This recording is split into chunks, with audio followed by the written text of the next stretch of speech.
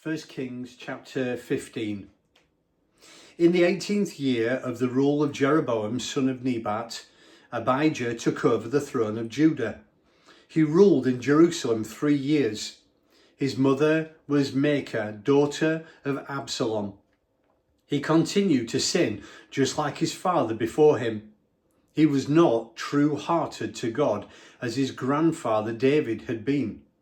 But despite that, out of respect for David, his God graciously gave him a lamp, a son to follow him and keep Jerusalem secure. For David had lived an exemplary life before God all his days, not going off on his own in willful defiance of God's clear direction, except for the time with Uriah the Hittite. But war continued between Abijah and Jeroboam the whole time. The rest of Abijah's life, everything he did, is written in the Chronicles of the Kings of Judah. But the war with Jeroboam was the dominant theme. Abijah died and was buried with his ancestors in the city of David. His son Asa was king after him. In the 20th year of Jeroboam, king of Israel, Asa began his rule over Judah. He ruled for 41 years in Jerusalem. His grandmother's name was Maacah. Asa conducted himself well before God, reviving the ways of his ancestor David. He cleaned house. He got rid of the sacred prostitutes and threw out the idols of his throughout all the idols his predecessors had made. Asa spared nothing and no one. He went so far as to remove Queen Maacah from her position because she had built a shockingly obscene memorial to the whore goddess Asherah. Asa tore it down and burned it up in the Kidron Valley. Unfortunately, he didn't get rid of the local sex and religion shrines, but he was well intentioned. His heart was in the right place, in tune with God. All the gold and silver vessels and artifacts that he and his father had consecrated for holy use, he installed in the temple. But through much of his reign, there was war between Asa and Baasha, king of Israel. Baasha, king of Israel, started it by building a fort at Ramah and closing the border between Israel and Judah so no one could enter or leave Judah.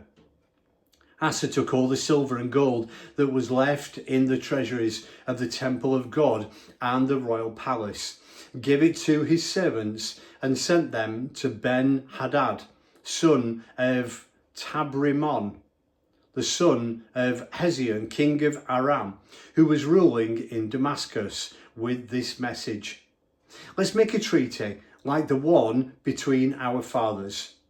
I'm showing my good faith with this gift of silver and gold. Break your deal with Baasha, king of Israel, so he'll quit fighting against me. Ben-Hadad went along with King Asa, and he sent out his troops against the towns of Israel. He attacked Ijon, Dan, Abel Beth Maacah, the entire region of the Kinnereth, including Naphtali. When Baasha got the report, he quit fortifying Ramah and pulled back to Tirzah. Then King Asa issued orders to everyone in Judah: no exemptions, to haul away the logs and stones Baasha had used in the fortification of Ramah and use them to fortify Geba in Benjamin and Mizpah. A full account of Asa's life, all the great things he did, and the fortification he constructed, is written in the Chronicles of the Kings of Judah. In his old age, he developed severe gout. Then Asa died and was buried with his ancestors in the city of David. His son Jehoshaphat became king after him. Nadab, son of Jeroboam, became king over Israel in the second year of Asa's rule in Judah. He was king of Israel 2 years. He was openly evil before God. He followed in the footsteps of his father, who both sinned and made Israel sin.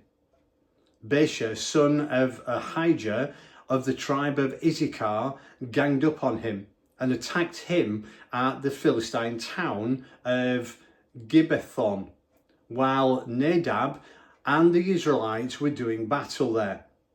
Baasha killed Nadab in the 3rd year of Asa, king of Judah, and became Israel's next king. As soon as he was king, he killed everyone in Jeroboam's family. There wasn't a living soul left to the name of Jeroboam. Baasha wiped them out totally, just as God's servant Ahijah of Shiloh had prophesied. Punishment for Jeroboam's sins and for making Israel sin, for making the God of Israel thoroughly angry. The rest of Nadab's life, everything else he did, is written in the Chronicles of the Kings of Israel. There was continuous war between Asa and Baasha, king of Israel. In the 3rd year of Asa, king of Judah, Baasha, son of Ahijah, became king in Tirzah over all Israel. He ruled 24 years. He was openly evil before God, walking in the footsteps of Jeroboam, who both sinned and made Israel sin.